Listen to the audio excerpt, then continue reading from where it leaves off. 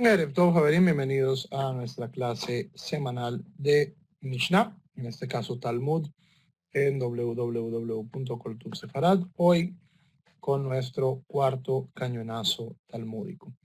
Y esta es una clase que tal vez no iba a suceder, y les explico por qué. Este número 67 no tiene ningún significado cabalístico, no tiene ningún significado místico.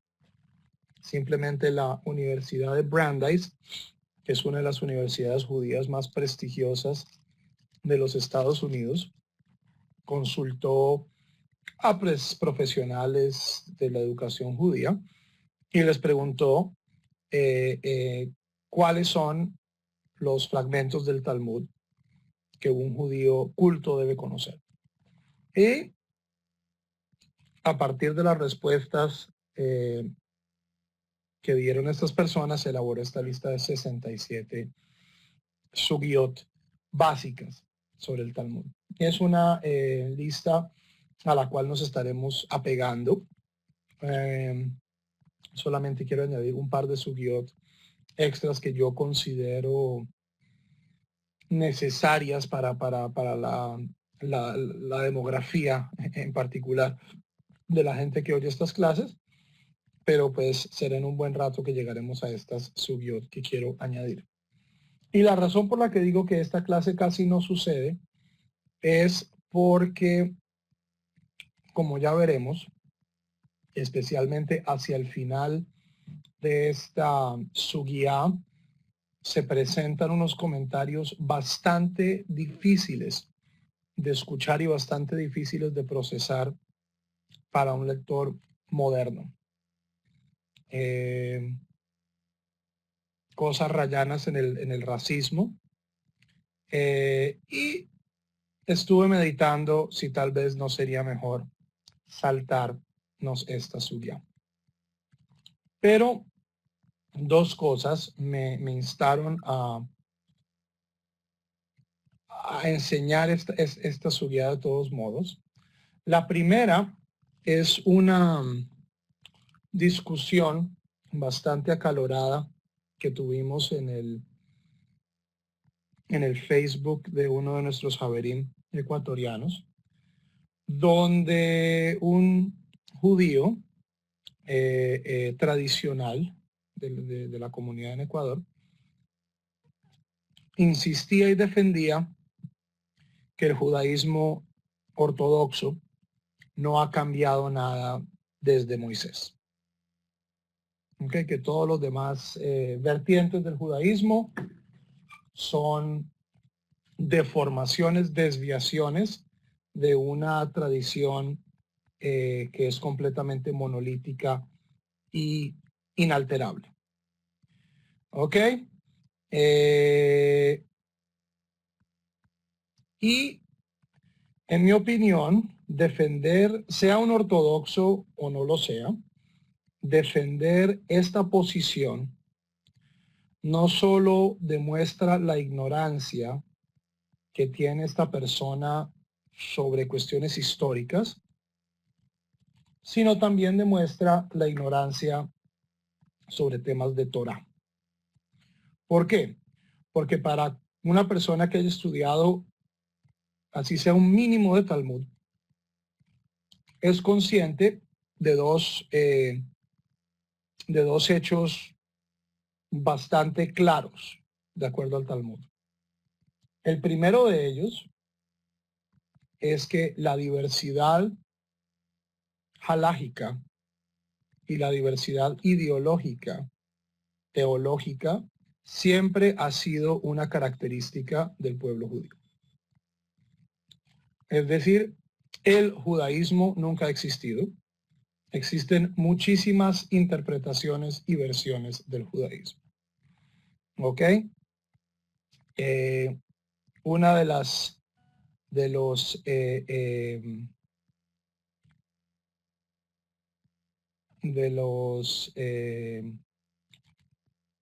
cosas que a mí me dice que alguien no lleva mucho tiempo en esto del judaísmo, es cuando me preguntan, ¿y el masortismo qué piensa sobre esto? O el ortodoxismo, ¿cierto? Suponiendo que todo el movimiento masortí o que todo el movimiento reformista o que toda la ortodoxia son unidades coherentes donde absolutamente todo el mundo piensa igual y actúa de la misma manera. ¿Ok? Esto no es cierto hoy en día y no fue cierto hace 2000 años y no fue cierto hace 3000 años. ¿Ok? Entonces, el judaísmo tradicional monolítico jamás ha existido. Y la segunda cosa que una persona que haya estudiado un mínimo de Talmud sabe es que en el pasado, como en el presente, ha habido personas, individuos y comunidades que han reivindicado su derecho a practicar el judaísmo de una manera ligeramente distinta al de la mayoría, que es justamente el tema de la sugya de hoy.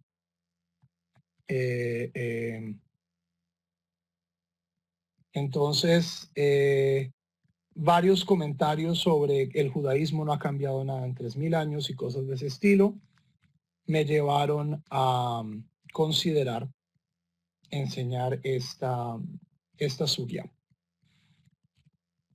El segundo motivo por el cual yo creo que es saludable para todos nosotros estudiar este material es para que comencemos todos a desarrollar algo que en mi opinión es fundamentalmente una de las características más importantes del verdadero judaísmo, que es un sentido crítico. ¿Ok? En el mundo de las comunidades emergentes, de los conversos latinoamericanos, desafortunadamente existe, y es explicable ciertamente por el trasfondo religioso y cultural del que vienen ciertas personas de un catolicismo muy acervado o del mesianismo o del evangelismo. La gente viene con un sentido que, y esta palabra la utilizo en el mejor de sus acepciones, un beatismo. Todo lo que es judaísmo es kadosh, ¿cierto? Y nuestros santos rabinos no pueden ser criticados y nuestros santos rabinos siempre tienen la razón. Y porque está escrito en el Zohar HaKadosh, tenemos que tragármelo enterito. ¿Ok? Y el problema de esto, Javerín, es que como ya dije en la primera parte, el judaísmo es diverso. Hay diversidad de opiniones. El Rambam no es lo mismo que el Ramban. El Zohar no es lo mismo que Yosef Karo. El Talmud, los diferentes sabios del Talmud constantemente están en desacuerdo. Yo ciertamente pues debo respetar la tradición, pero eso no significa que yo no pueda estar en desacuerdo con la tradición. Y espero que para el final de esta sugya, la mayoría de ustedes se sientan profundamente ofendidos por esta página de Talmud y traten de luchar con ella, no contra ella. Ok, recordemos que Israel, la imagen determinante del pueblo de Israel es esa noche que Jacob vino, recibe el nombre Israel y es la persona que lucha con los hombres y con Dios. El pueblo judío desde Abraham ha estado en diálogo y crítica constante con el mundo y con Dios. ¿Ok? Entonces, simplemente porque algo está escrito en el Talmud, eso no significa que nos tiene que gustar, que lo tenemos que poner en un pedestal o que tenemos que exagerar en nuestro servilismo beato de borregos, de simplemente decir, bueno, palabra de Dios, te alabamos, Señor. Esa es otra religión. ¿Ok? Entonces,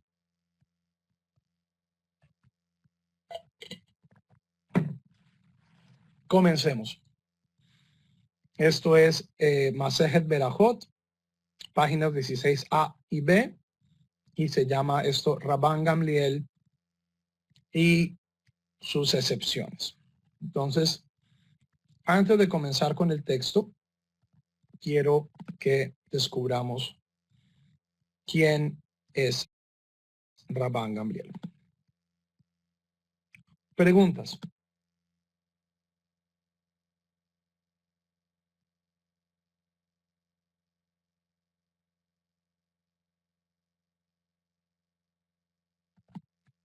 Preguntas, comentarios.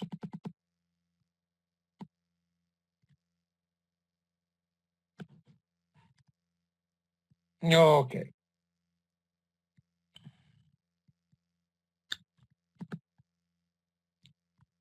Estamos en la época de los Tanaim y Rabban Gamliel está aquí. Rabban Gamliel, como su nombre lo indica, primero comencemos genealógicamente de dónde proviene Rabban Gamliel. Rabban Gamliel es el tataranieto de Hillel.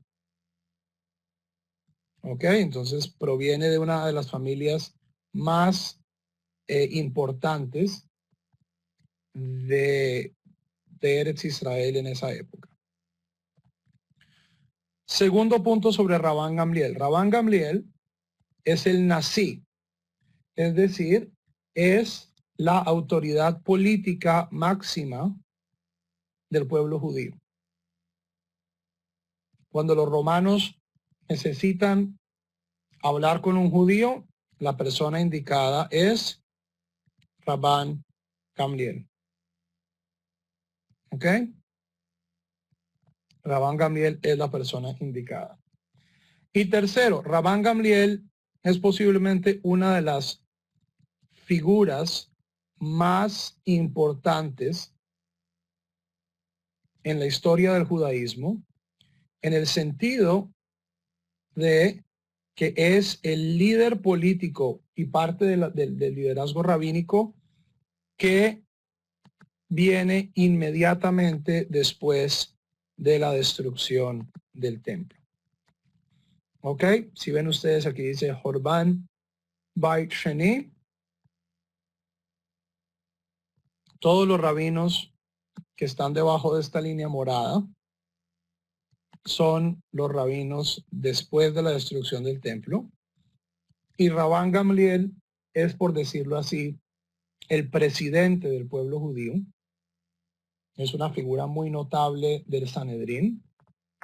Y a esta generación de rabinos, Rabban Gamliel, Rabbi Elazar ben Hirkanos, Rabbi Joshua ben Hanania, son los que sientan las bases para la reconstrucción del judaísmo en la época rabínica. Ok, entonces Rabban Gamliel no es ningún aparecido.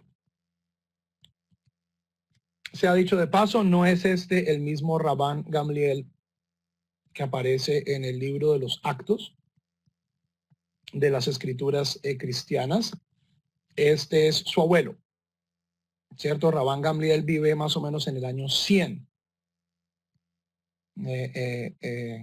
Los descendientes de Hillel se alternan el nombre Shimón y Gamliel durante 4 generaciones.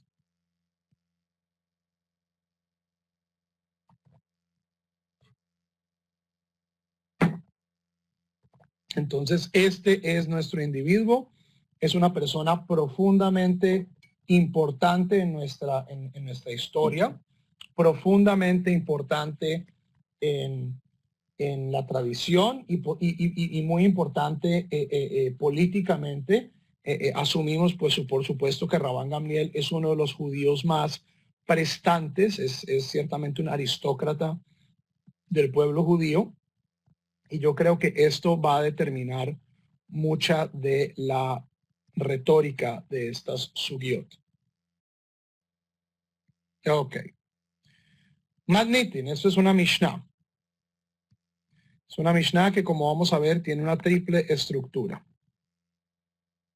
Muy similar. Matnitin. Nuestra Mishnah dice, Hatan patur mikriyat shema laila harishona ve'ad motza'ei shabbat im lo asa ma'ase. Un novio, alguien que acaba de esposar a su esposa, patur mikriyat shema, está exento de recitar el shema, laila harishona, en la noche de bodas. ¿Hasta cuándo? Ve'ad motza'ei Shabbat. Hasta la salida del siguiente Shabbat. Está exento de recitar el Shema. Im lo asa ma'ase.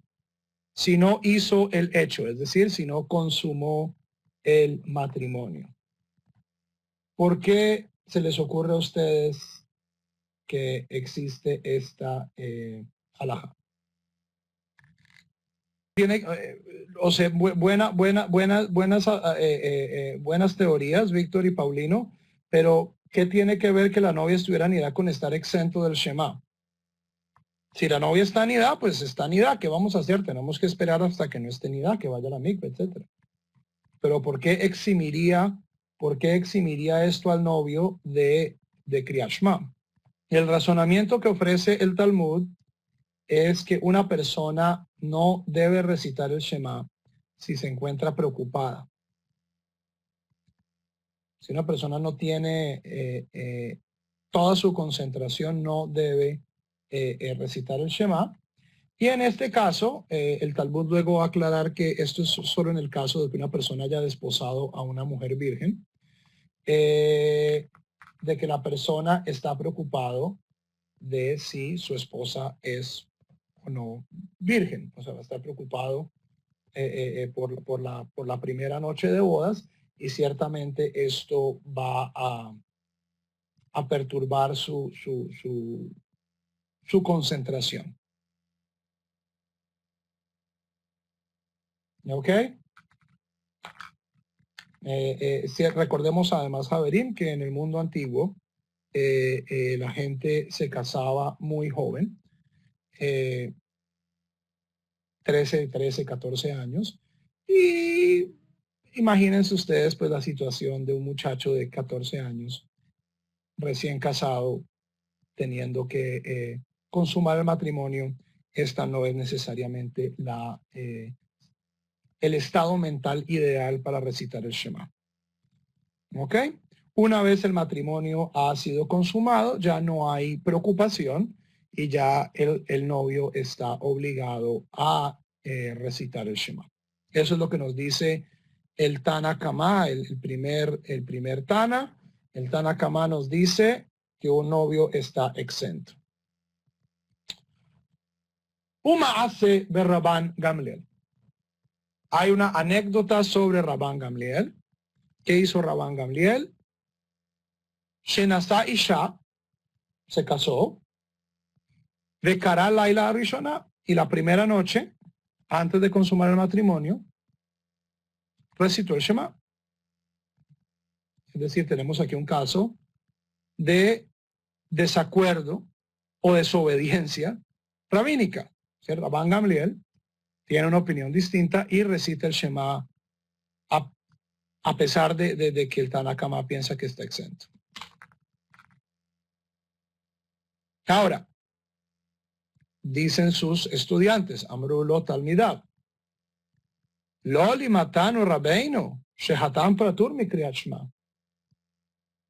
No nos enseñaste, nuestro maestro, que un novio está exento. Ok, entonces aquí es un problema más mayor de que, bueno, el Tana Kamá tiene una opinión y Rabban Gamliel tiene otra opinión. No, es que Rabban Gamliel enseña la opinión del Tana Kamá. Él le ha dicho a sus estudiantes, la halajá es que un novio está exento de recitar el Shema. Y súbitamente, ¿qué pasa? El maestro está en la práctica desobedeciendo lo que le enseña a sus alumnos en teoría. Entonces los alumnos lo reprochan, le dicen, Rabino, usted nos dijo que así es que se hacían las cosas. Amar lahem, Rabban Gamliel les contesta, Eini shomea lahem, no los escucho a ustedes, lebatel haimeni malchut shamayim afilu sha'a achad. No les voy a hacer caso para retirar de mí el reino de los cielos, incluso un momento. Ok, esta es una discusión en el Talmud donde se dice que el primer capítulo del Shema, la recitación del primer capítulo del Shema, tiene como fin lekabel ol malchut shamayim, es decir, recibir el yugo del reino de los cielos. Aceptar que Dios existe, que Dios es uno. Entonces Rabban Gamliel dice, ok, sí, eso es lo que digo, pero yo quiero decir Shema. Y lo voy a decir. Ok. Segundo caso. Rahat Laila Harishon Shemeta Ishto. Se lavó, se bañó la primera noche después de que murió su esposa.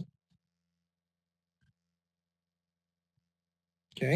Amrulo Talmidab, sus estudiantes le dicen, Loli Matano Rabbeinu, no nos enseñaste nuestro rabino, She'avel Asur Lirhot, que un doliente, que una persona en Shiva, está prohibido para esta persona lavarse, bañarse. ¿Qué responde Rabban Gamliel? Eini keshar benei ha'adam. Yo no soy como los demás seres humanos. Istenis ani. Soy un istenis. Istenis viene de la palabra griega aisthenes. Reconocerán tal vez la raíz estética. Aistesis en griego significa sentidos. Un aisthenes es una persona tremendamente sensible. Hoy llamaríamos a esta persona una persona con síndrome obsesivo compulsivo. Es una de estas personas que constantemente tienen que estar lavándose las manos, constantemente tienen que estar organizando su espacio de trabajo. Rabban Gamliel sabe que él es un aisthenes y por lo tanto para él es físicamente y ciertamente psicológicamente doloroso no bañarse en la primera noche, o sea, pasar tiempo sin bañarse, y por lo tanto, de acuerdo a su argumento, él está exento de esta regla que él mismo le enseña a sus estudiantes. ¿Ok?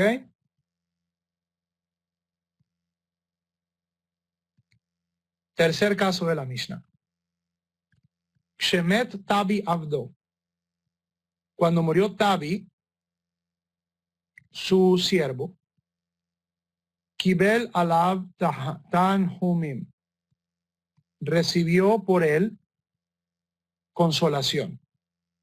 Okay, esto Tanhumim es un ritual donde las personas se hacen una fila y el deudo pasa y recibe una bendición, ¿cierto? Es una de las etapas de duelo de Shiva. Pero, como pues sabrán algunas personas si han estudiado Hilhot Avelut, uno solo está obligado a hacer estas costumbres de duelo por familiares cercanos. Y en este caso es el esclavo, el siervo de Rabban Gamliel. Y adivinen qué le dicen sus estudiantes. Loli matanu Rabbeinu, she'en mekablim tanhumim al avadim. ¿No nos enseñaste, nuestro rabino, que no recibimos consolación por nuestros siervos? ¿Qué dice Rabban Gamliel? En tabi abdi keshar kol havadim. Tabi, mi siervo, no es como el resto de los siervos. Kasher haya. Él era kasher. Y esto lo sabemos, esto no es solo el testimonio de Rabban Gamliel. En el Talmud existen varios testimonios de Tabi, el siervo de Rabban Gamliel, importantes. O sea, él no solo era un siervo, sino que era un Talmid Jajam, era un rabino. Ciertamente, pues acompañando constantemente a Rabban Gamliel, algo se le pegó. Y en el Talmud hay varios testimonios halágicos donde la opinión de Tabi es la que se sigue. Si mal no recuerdo, hay uno sobre Tabi es el que da el testimonio definitivo para resolver la pregunta de si alguien que duerme en la sucá debajo de la cama cumple con la obligación de estar en la sucá o no. Tabi es el que dice, en la corte de Rabban Gamliel, esto era lo que hacíamos. ¿Ok? Entonces, Tabi era una persona muy importante y, de acuerdo a Rabban Gamliel, por lo tanto, es posible para él recibir Tarhum, recibir consolación por él. Entonces, tenemos aquí 3 casos donde se presenta la halajá de una manera. Rabban Gamliel practica su judaísmo de una manera distinta. Sus alumnos le critican, le dicen, bueno, pero usted nos enseñó que las cosas se hacían así. Y Rabban Gamliel saca o propone una excusa de por qué en ese caso es justificada su conducta. ¿Ok? El final de la Mishnah.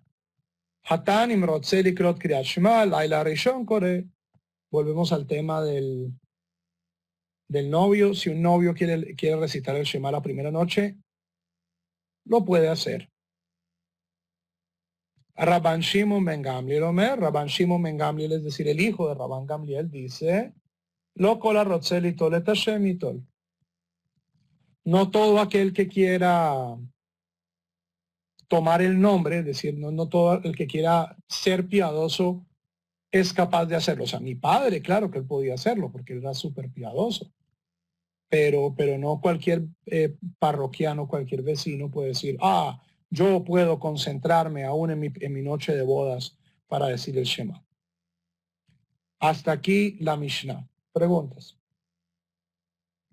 Uno pregunta, Eduardo, ¿uno por enfermedad se puede eximir de alguna alajá? Depende de la alajá.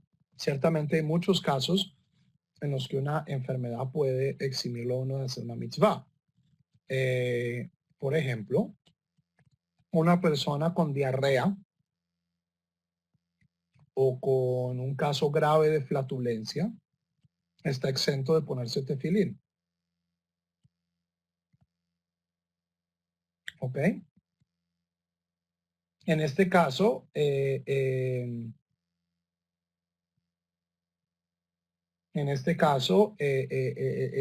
síndrome obsesivo compulsivo de Rabban Gamliel lo exime de ciertas prácticas. ¿Ok?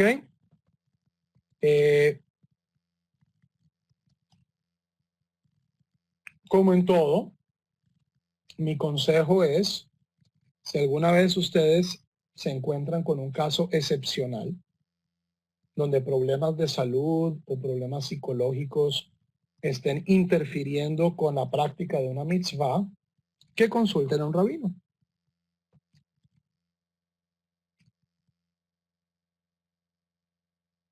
¿Ok? De la historia de Rabán Gamliel, ¿qué podemos deducir? Podemos deducir que en ciertas ocasiones se pueden hacer excepciones a la regla. Pero la historia de Rabán Gamliel no nos dice exactamente en qué situaciones. O sea, no nos da un catálogo completo de en qué situaciones se pueden hacer excepciones a la regla. ¿Ok? Preguntas.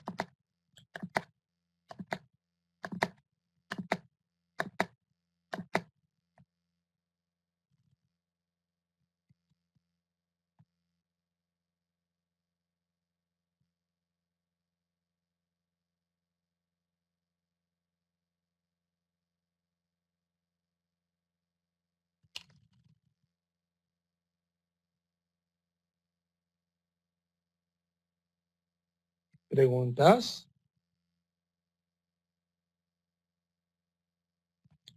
La historia de Rabán Gamliel es una anécdota. ¿Ok? Las anécdotas tienen una fuerza legal muy pobre. O sea, a nivel de jurisprudencia tienen cierto peso, pero si Rabán Gamliel tuviera una baraita, ¿cierto? O una Mishnah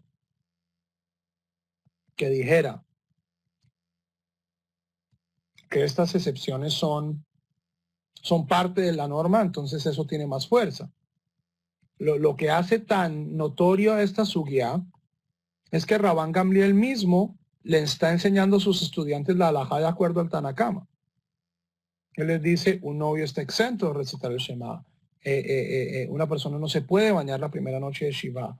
Una persona no recibe consolación por sus siervos. Y no obstante, en esos tres casos, Rabán Gamliel se comporta de una manera distinta. Hay tres casos de legislación. Primero es que un novio está exento de recitar el Shema la noche de su boda. Segundo caso es que una persona en duelo no se puede bañar la primera noche de su Shiva. Y el tercer caso es que una persona no debe recibir consolación por sus esclavos muertos. Y en estos tres casos, Rabán Gamliel hace todo lo contrario. Es decir, recita el Shema la primera noche de bodas, se baña la primera noche después de que su esposa muere y recibe consolación por su esclavo Tabi. En las tres Mishnayot, sus alumnos le preguntan, ¿cómo es posible que usted nos enseñe la halajá tal cual aparece en la Mishnah, pero que haga otra cosa? Y en los tres casos, Rabán Gamliel presenta un argumento de por qué en este caso él se comporta de esta manera excepcional.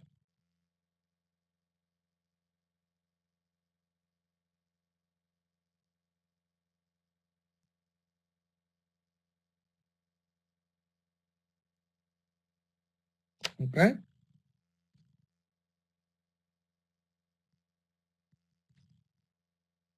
Ahora, antes de que juzguemos muy duro a Rabán Gamliel,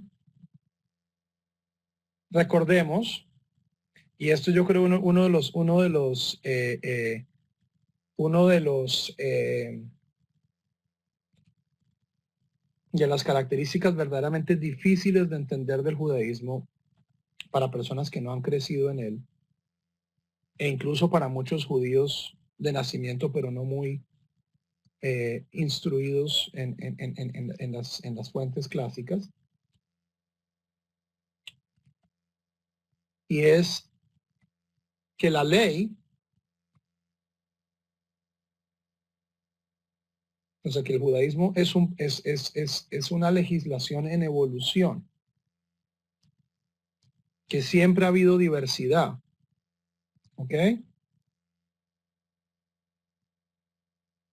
Siempre ha habido diversidad. En este caso es difícil, o sea, esta no es una sugía fácil de digerir, porque no es que Rabban Gamliel tenga una opinión distinta. Rabban Gamliel hubiera podido decir, no, yo sí admito que la gente, si quiere, recite el Shema, que por ejemplo, es lo que dice al final. Hatanim Rotzeli Krot Kriyat Shema Laila Rishon Koreh. Esta parte de la Mishnah, el Tanabatra, el último Tana, enseña de acuerdo se enseña de acuerdo a la opinión de Rabban Gamliel.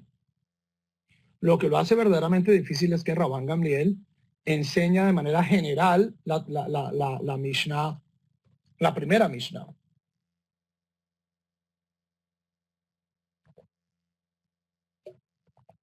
La ley es para todos, pero todo caso requiere. En esto les cuento una historia hasídica. ¿Ok? En Polonia, parte importante del rol del rabino era asegurarse de que los pollos, la mayoría de la gente no comía carne roja, no tenía con qué, fueran kasher. Entonces las amas de casa llevaban su gallinita al shohet y el shohet faenaba las aves, y si había un problema,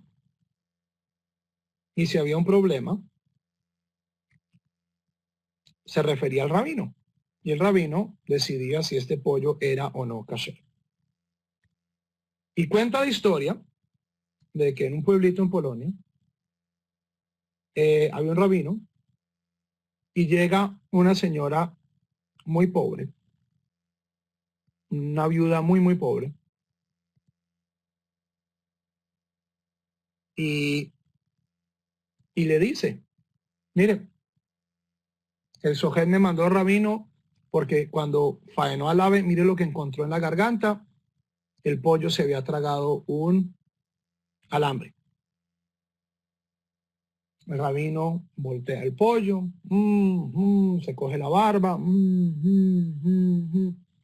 y le dice a la viuda pobre con 8 niños, tranquila, el pollo es kasher.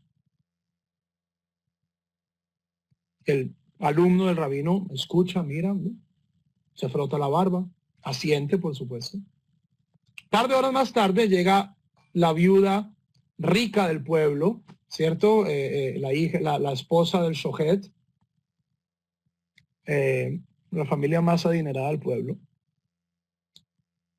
y le muestra una gallina al rabino y dice, mire, mi esposo mató a la gallina y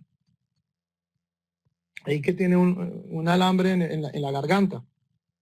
El rabino mira por encima de la gallina y dice, tref, tiene que échesela a los perros, no sé, véndasela a los rusos, esa gallina no es kasher.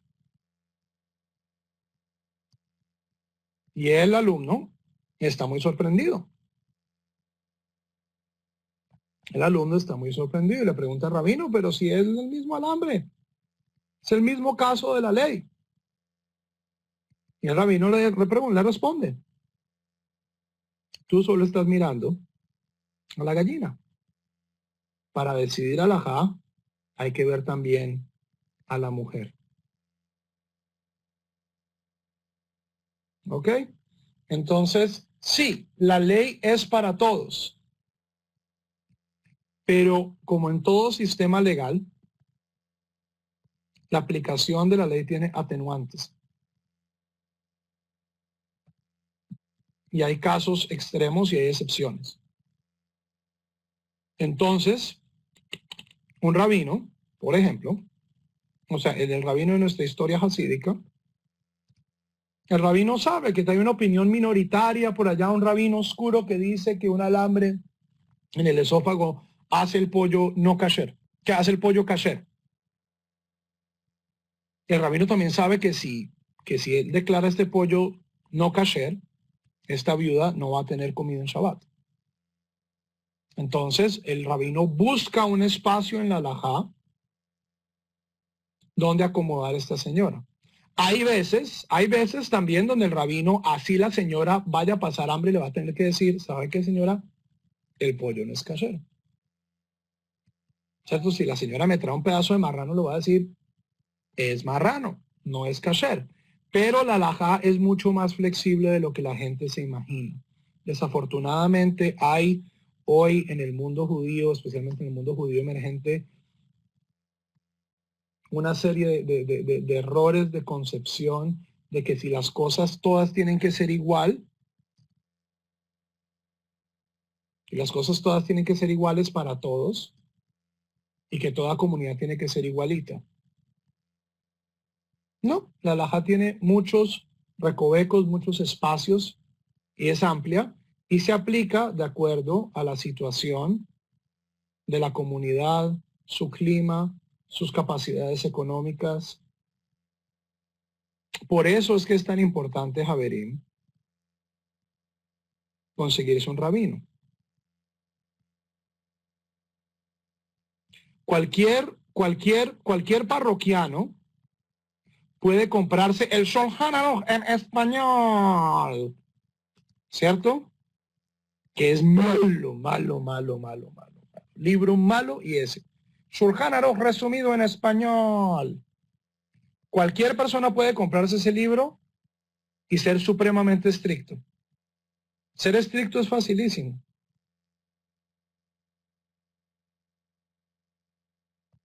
Pero verdaderamente para lo que uno necesita un rabino es justamente para esos lugares donde uno necesita flexibilidad. Y hoy en el mundo judío hay una mala idea de que la flexibilidad es mala. Eso es reformismo, eso es helenismo, eso es concesiones. ¿Ok? Siendo que a través de toda la historia,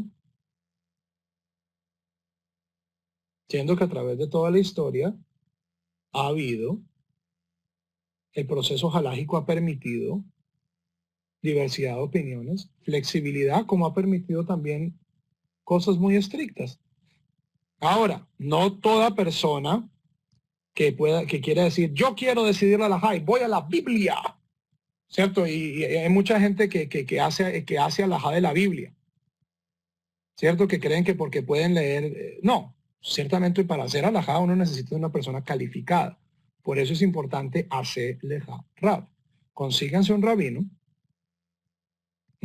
que entienda dónde viven ustedes, entienda cómo viven ustedes y que sea lo más parecido a ustedes. Una de las grandes miserias del mundo de las comunidades emergentes es que se consiguen unos rabinos por allá en Brooklyn o en Israel que no saben lo que es vivir en un país donde no se consigue carne kosher, que no saben lo que es que la única caja de matzá que uno consigue en Pesach es la matzá cuadradita que no es shmurá y que además es del año antepasado. ¿Ok? Entonces, en ese caso hay que buscar a alguien compasivo, que entienda la situación, preferiblemente local, ¿cierto? O sea, una persona que coma lo mismo, que viva lo mismo. ¿Ok? Ciertamente lo que dice nada es cierto. O sea, el propósito de estudiar esta sugiá no es que digan ustedes, yo soy como Rabán Gamliel y puedo hacer excepciones de todo. No. Pero sepan que la halajá permite excepciones. Ok. Pasamos ya a la Gemara.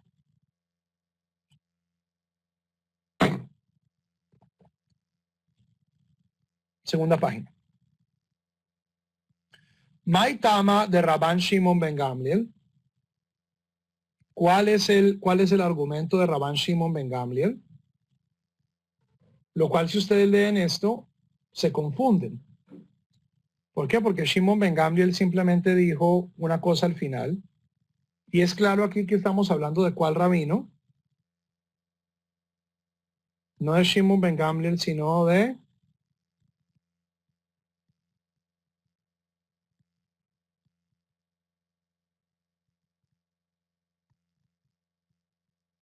esta pregunta. ¿Maitama de Rabban Shimon ben Gamliel tiene sentido? Exacto, que estamos hablando de Gamliel.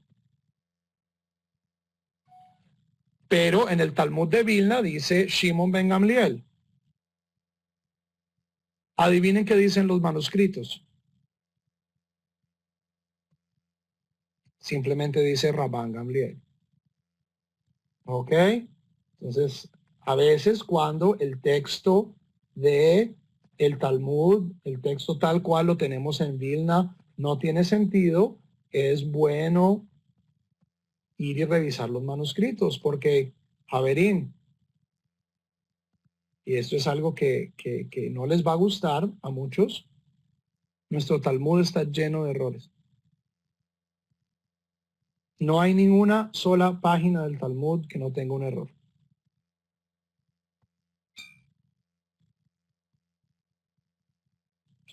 Nuestro Talmud impreso, nuestro Talmud de Vilna, está lleno de errores. Lo mejor que nosotros podemos hacer es leerlo con una mente crítica, con acceso a los manuscritos y tratar de reconstruir de la mejor forma posible la lectura que más sentido tenga. Errores como que es Rabban Gamliel y alguien simplemente puso Shimon ben Gamliel. Si recuerdan nuestro primer cañonazo talmúdico, había una sola palabra que aparece en los manuscritos que no aparece en la edición impresa, que cambia todo el sentido de la sugía. No, me refiero a errores de copista. Aquí hay palabras extra que no deberían estar ahí o que faltan palabras. Recordemos, el Talmud Haverim se copiaba a mano. Y nuestras ediciones impresas del Talmud fueron impresas ¿por quién? El Talmud se imprime en el siglo XVI, siglo XV, en el año 1484, en Venecia. No los romanos hace 1000 años no existían. Pero la gente que imprimió el Talmud eran cristianos. No eran impresores judíos. Entonces, ojo con las versiones impresas del Talmud. Eventualmente, impresores judíos comenzaron a imprimir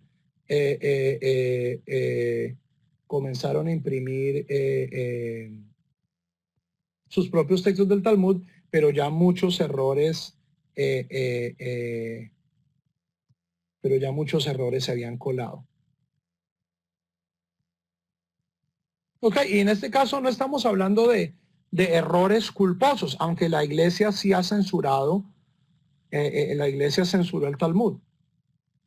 Y las copias impresas que tenemos hoy del Talmud tienen mucha censura de la iglesia. ¿Por qué? Porque el Talmud se imprimía en países cristianos. Entonces, si ustedes quieren estudiar el Talmud lo más cercano al original, les va a tocar hacer trabajo de manuscritos, porque simplemente tomar el Vilna Shas y abrirlo no les va a dar, o sea, con él también hay muchos errores.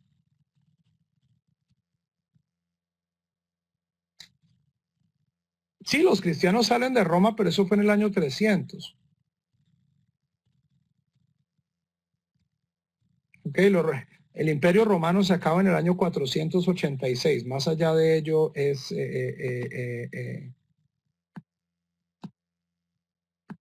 confuso hablar de romanos.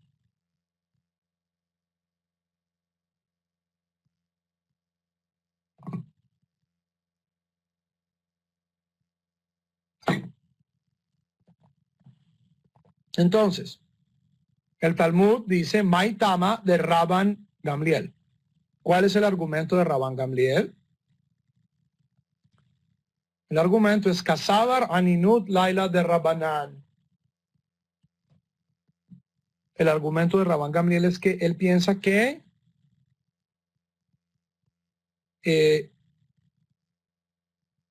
Aninut, que es el estado en el que se encuentra un deudo cuando el muerto todavía está insepulto,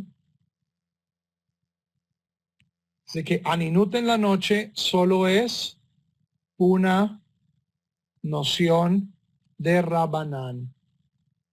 No es toraítica. ¿Por qué? Su argumento lo hace citando el libro de Amós. Veaharitah que Yom Mar. ¿Cierto? Y su final es como un día aciago.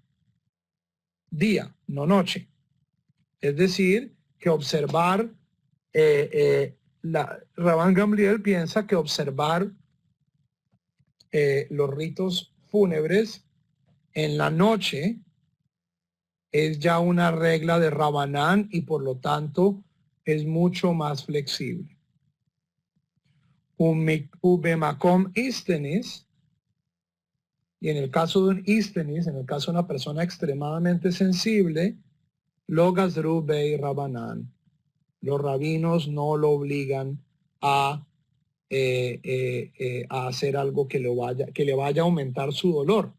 Recordemos que el istenis, encima de que es doliente, encima de que se le acaba de morir la esposa, entonces va a tener que sufrir al no bañarse. Ahora, si fuera una cosa de oraita, si fuera una regla de oraita, pues no hay nada que hacer. De oraita es de oraita, si está en la Torá es en la Torá y qué se puede hacer. Pero si es una regla rabínica, los mismos rabinos pueden darnos flexibilidad. ¿Ok? Segunda, y aquí es donde les dije que es un texto que va a ser muy difícil de escuchar. Es un texto con el que yo tengo muchos problemas morales. Y aquí les va. Ukshemet Tabi Abdo. Cuando murió Tabi Abdo, recibió consolación por él, a pesar de que no se recibe consolación por los esclavos.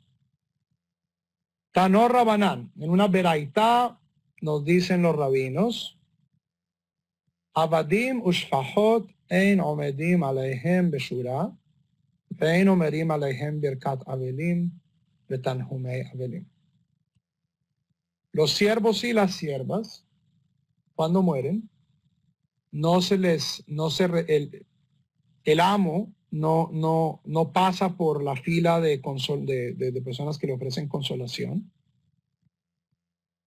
y no recita la verajá de los deudos y no recibe consolación por ellos.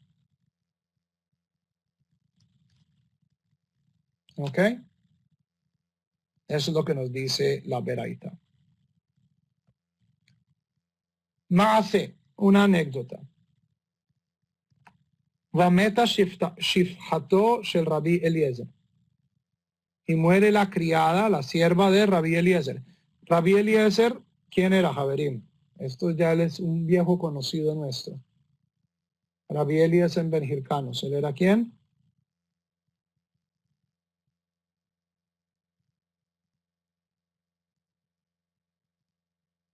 Él era el cuñado de Rabban Gamliel y una persona muy adinerada.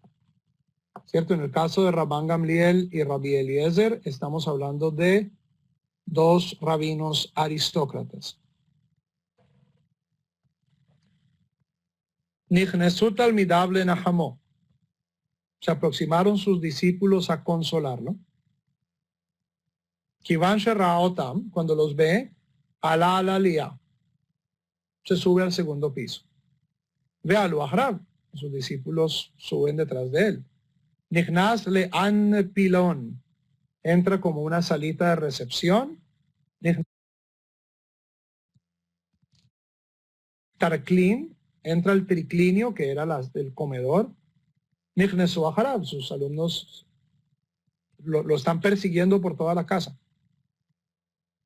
Amar Lahem, Rabbi Eliezer les dice, que medumeani, sheatem nechavim befoshrim, ve'akshav iatem nechavim afilu behamei hamim. Que literalmente dice, me parece que ustedes no la cachan cuando el agua está tibia y ahora siguen sin cacharla cuando el agua está hirviendo. Es decir, no entienden, ustedes no saben, no saben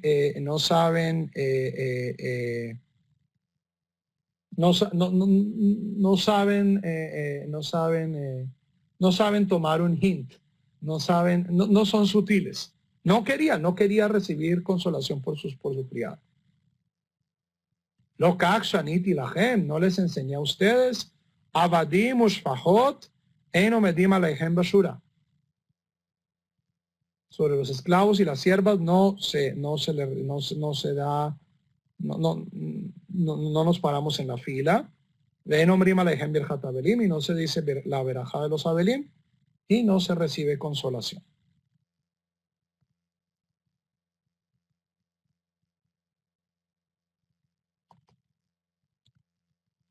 Familia González, no, el Besh es del siglo XVII, siglo XVIII, el Besh nace en el año 1600. Estos son rabinos de la época de la Mishnah, esto es en el siglo II.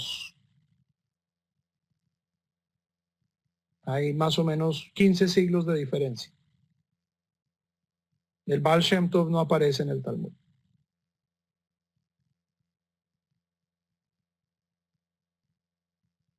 Ok, hasta aquí, Rabbi Eliezer nos puede parecer antipático, pero lo que va a decir a mí me parece profundamente molesto. Ahora, tratemos de leer este texto con los ojos más caritativos. ¿Ok? Y es que la Torá no quiere que nosotros hagamos ¿qué?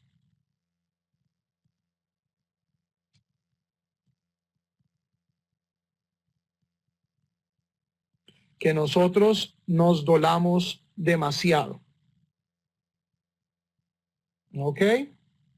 Aquí, lo que de cierto modo, hasta este punto, yo podría ver esta suyá como defendiendo, mire, usted tiene 5 relaciones por las cuales tiene que hacer duelo. Su papá, su mamá, su esposa, sus hijos, sus hermanos. Punto. Si usted se pone a dolerse por el vecino y por el esclavo y por el otro y por la abuelita y por el tío y por el primo y por el ciclista y por la vedette y por la cantante, su vida se va a congelar, su vida va a ser una litanía de dolor, pasar de una muerte a la otra. Y recordemos que en el mundo antiguo la gente se moría con más frecuencia y más joven. Entonces, hasta aquí el Talmud lo que puede estar haciendo es un esfuerzo de limitar las personas por las cuales un individuo se duele. ¿Ok? Una aclaración antes de leer el resto de la sugya. Cuando en el Talmud hablamos de siervos, en nuestra cultura el referente o de esclavos, el referente usual es la esclavitud negra en las colonias americanas, en las colonias españolas. La institución de la esclavitud no es igual en la época moderna en Occidente a la legislación talmúdica. ¿Ok?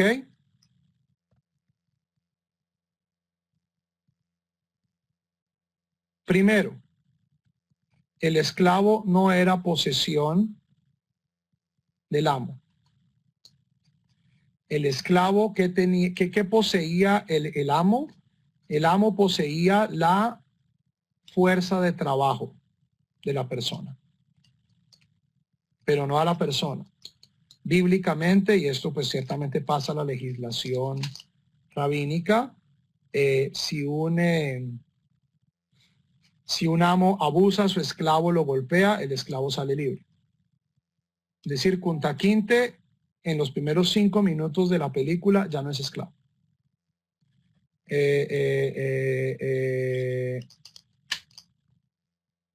Sí, si estuviéramos hablando pues de legislación toraítica.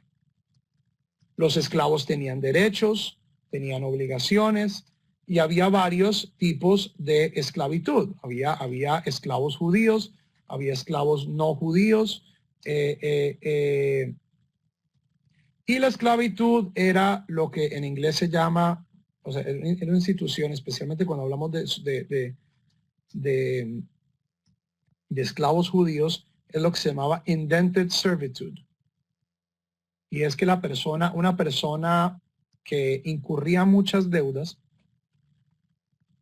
que incurría muchísimas deudas, o que era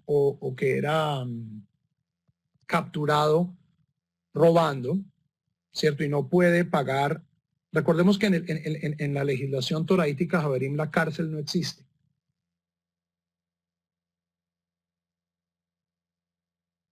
Esa idea de que yo meto a alguien en la cárcel por años para reformarlo es una idea moderna, es una idea victoriana. Es decir, allá en la penitenciaria moderna tiene más o menos 200 años. En la Torá las cárceles servían para evitar que la gente se escapara durante su juicio. Pero si una persona incurría demasiadas deudas o robaba algo y era capturado y no podía restituir a los dueños el valor de lo que se había robado, la persona tenía que venderse como esclavo. Estamos hablando de una persona judía. Y en ese caso, la persona trabajaba hasta que hubiera pagado su deuda o hasta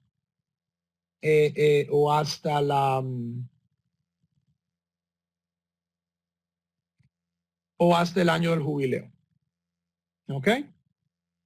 Así funcionaba la institución de la esclavitud hebrea. Era una forma de pagar deudas donde yo le vendía mi fuerza de trabajo a alguien exclusivamente, pero yo no era propiedad de esta persona. Ahora, con los esclavos no judíos, estos eran ya sea prisioneros de guerra, ¿cierto? Prisioneros de guerra, o en el caso pues ya de una sociedad imperial, eran vendidos por otras naciones.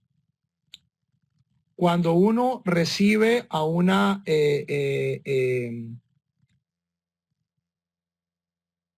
gentil como esclavitud, dice el Talmud, el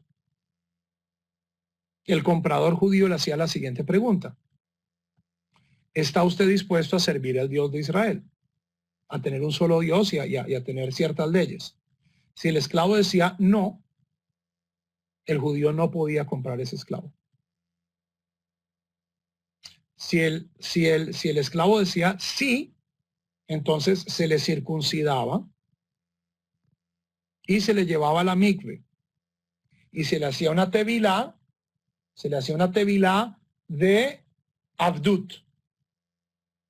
Y la persona emergía de la mikve en un estado de pseudo-judeidad, de semi-judeidad, donde la persona tenía ciertas obligaciones, por ejemplo, rezar la midá, pero estaba exento de muchas otras cosas, por ejemplo, rezar el Shema.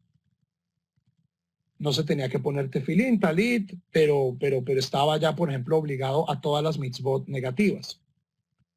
Cuando el esclavo, cuando el amo decide liberar a su esclavo, o cuando cuando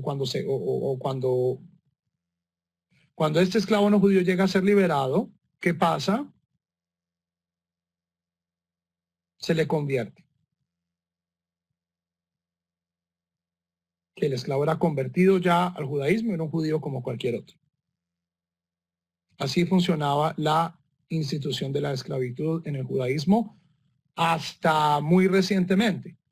No sabemos de casos en las Antillas holandesas, por ejemplo. Tenemos grabados de Agadot holandesas del siglo XVII, donde se muestra a judíos sefarditas, españoles, portugueses, pues holandeses, con sus esclavos negros en las islas, pues, en Surinam, en las Antillas holandesas, compartiendo de un ceder. ¿Ok? Hoy en día la institución del Abdut no existe. ¿Ok? Hoy en día la institución de la esclavitud no existe en el judaísmo. Y yo creo que tanto los gentiles como los judíos estamos mejor sin tener siervos, sin tener esclavos. Este es un tipo de alajá que ha, en mi opinión, caducado.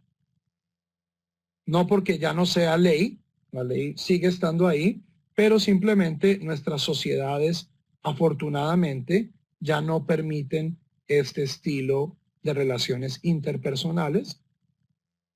A pesar, Javerín, de que la mayoría de nosotros, que son, la mayoría de las personas que son asalariadas, de cierto modo son esclavos. O sea, la relación, al menos descrita desde una perspectiva económica,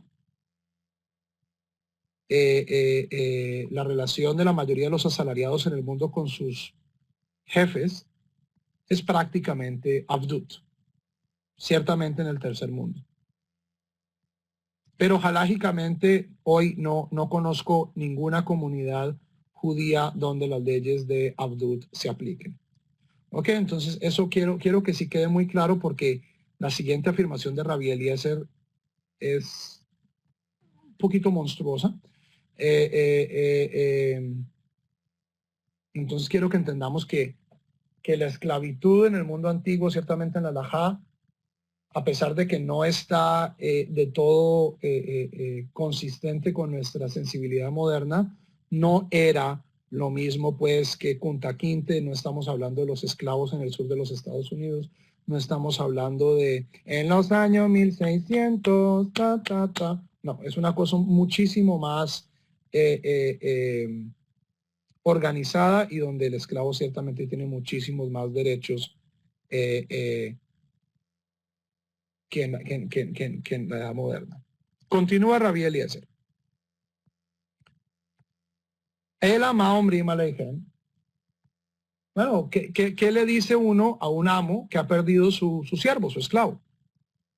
Que Shem sheomrim lo le Adam, lo mismo que se le dice un hombre al shoró ve al hamoró shemetu, cuando ha muerto su toro o su burro, que es hamakom yemalele ha jesroneja, que Dios te pague tu pérdida. Kahomrimlo al abdobe al shifhato. Lo mismo se dice sobre un siervo o una sierva muerta, es decir, hamakom yemaleleja esroneja, que Dios cubra tu pérdida. ¿Ok? Y a mí, o sea, estas palabras me parecen, ciertamente desde una perspectiva moderna, moralmente inadmisibles. Justamente porque dan la impresión de que la institución de la esclavitud en el judaísmo ponía en el mismo nivel al siervo que un animal. Y esto prácticamente en toda la demás legislación no es cierto. ¿Ok? Entonces, Yo tengo problemas con esta afirmación de Rabbi Eliezer. Y doy gracias infinitas al cielo de que hoy en día no existe la esclavitud, ¿cierto? Porque yo simplemente no tendría cara de decirle esto a una persona por la muerte de otro ser humano.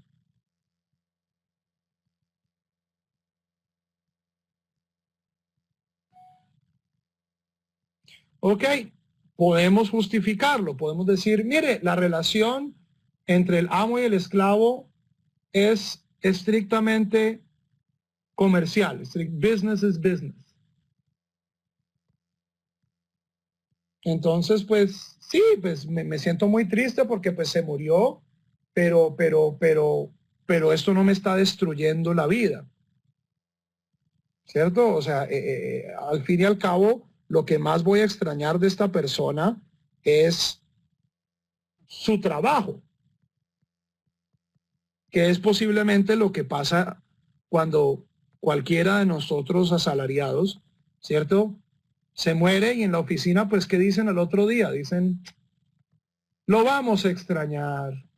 Y lo que yo digo cuando lo vamos a extrañar es, bueno, ¿y ahora quién va a hacer este trabajo? ¿Ok? Pero con todo y que podemos racionalizar, esto todo es racionalizable. A mí me parece que Rabbi Eliezer pudo haber elegido mejores palabras. Y es más, en este caso, donde tenemos el precedente de Rabban Gamliel, yo incluso optaría por tomar el precedente y decir, hoy en día todo el mundo es kasher. Hoy en día todo el mundo está, o sea, hoy en día las relaciones personales no son tan frías. Y ciertamente si es una persona querida, amada, cae dentro de la misma categoría de Tabi. Por eso es que estas excepciones de la halajá son importantes. Porque en mi opinión, esta excepción que hace Rabban Gamliel es lo que salva a toda esta sugiá de acabar siendo monstruosa y racista.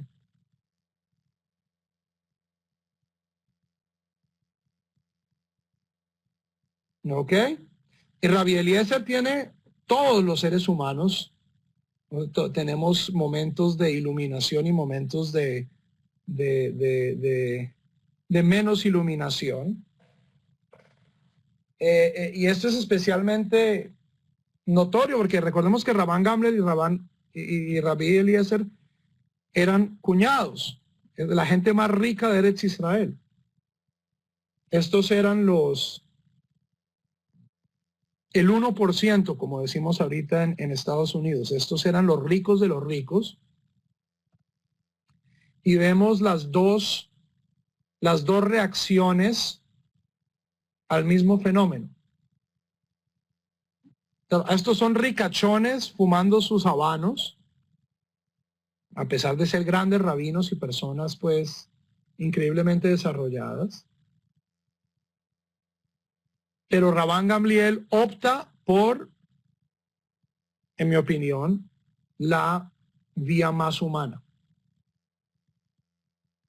Y es reconocer los grandes méritos de Tabi, que a pesar de que la halajá lo exime de recibir consolación, lo honra recibiendo consolación.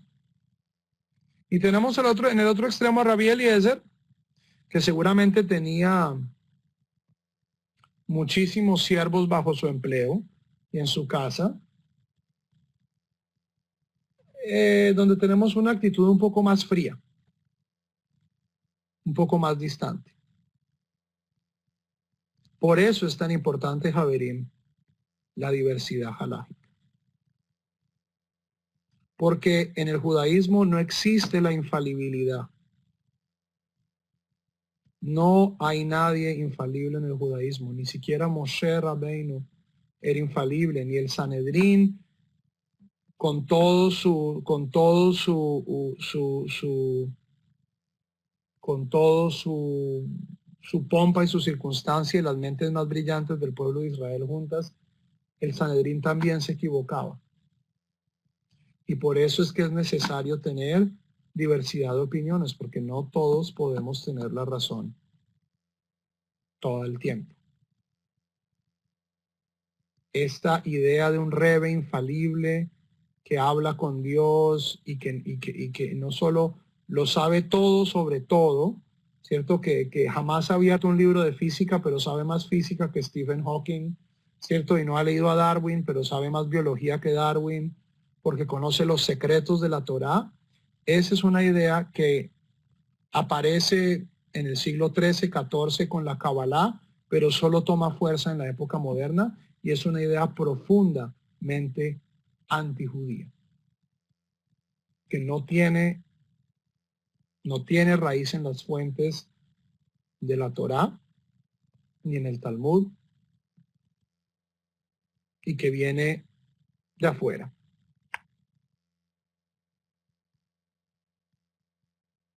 Tania Idach.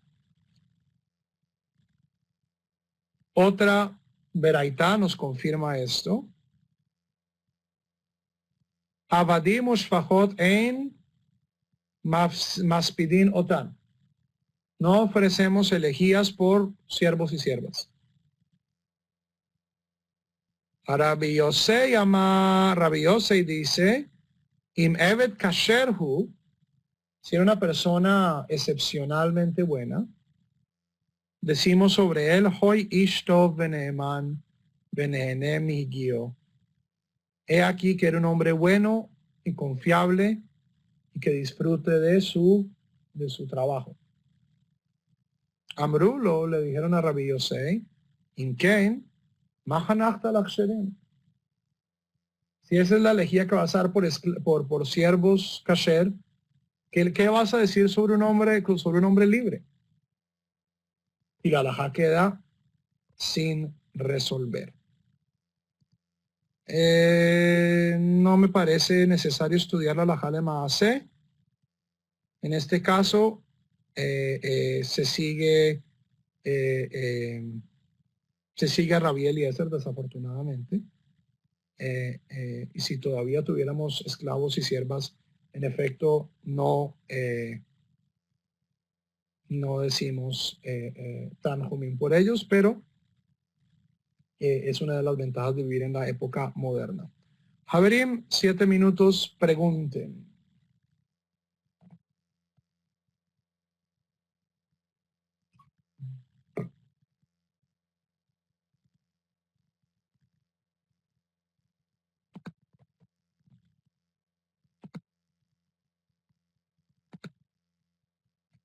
Ambos eran adinerados. Rabban Gamliel era el Nasi, pero ambos eran aristócratas. O sea, no vamos a tener historia sobre Rabbi Yehoshua y sus esclavos. ¿Por qué? Porque Rabbi Yehoshua era un pobre herrero muerto de hambre. Lo mismo Rabbi Akiva. ¿Qué hacían las personas que estaban en los Arei Miklat? Se quedaban en esas ciudades. Las personas que iban a las ciudades de refugio se tenían que quedar ahí.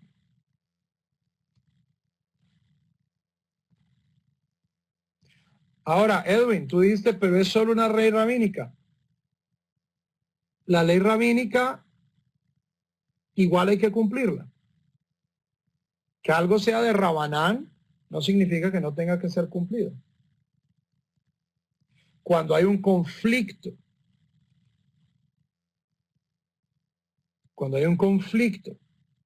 entre, por ejemplo, una ley de Oraita y una ley de Rabanán, entonces pues la que pierde es de Rabanán. Pero una ley de Rabanán con la que no se tenga conflicto es igual de importante e igual de obligatoria que una ley de la Torá.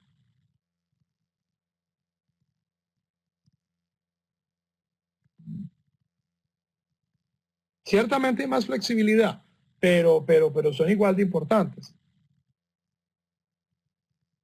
Todo lo contrario, o sea, decir la otra cosa es decir, pues, es caer en caraísmo. Es decir, que la Torá es la única cosa revelada de Dios y que la ley rabínica pues es un invento. ¿Ok? Entonces, eso es importante. La ley rabínica es el lente a través del cual nosotros leemos el texto bíblico. Ese es nuestro marco de referencia. Nuestro marco de referencia. La Torá dice, tomarán para ustedes capot marim, ¿cierto? Una cosa de palma, una piel de palma, la fruta bella, y sauce y mirto. Pero es el Talmud el que nos dice, la fruta bella es el etrog, y el mirto tiene que ser un mirto especial, y el sauce no es el sauce normal, sino es un sauce especial, es un sauce que tiene que tener ciertas características. De eso es lo que está hablando la Torá.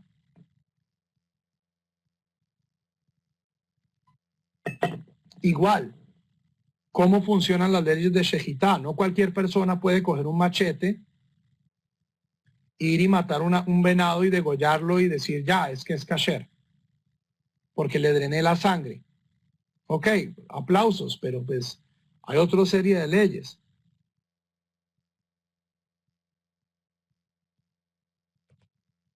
Ok, entonces para eso es que está la Torah oral. Javerín, para aquellos que vienen a la clase de Rambam, mañana estaré viajando a El Paso, Texas, a dar una conferencia, entonces mañana no hay clase de Rambam. Igual, le mandaré un correo. El tal, no se molesten con traducciones al español. En general, todo lo que se traduce al español está muy mal traducido.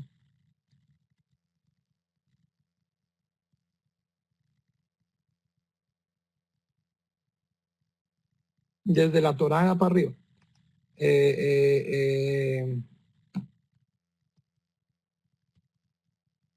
Nos vemos el próximo domingo, si Dios quiere. Lehitraot y Shalom.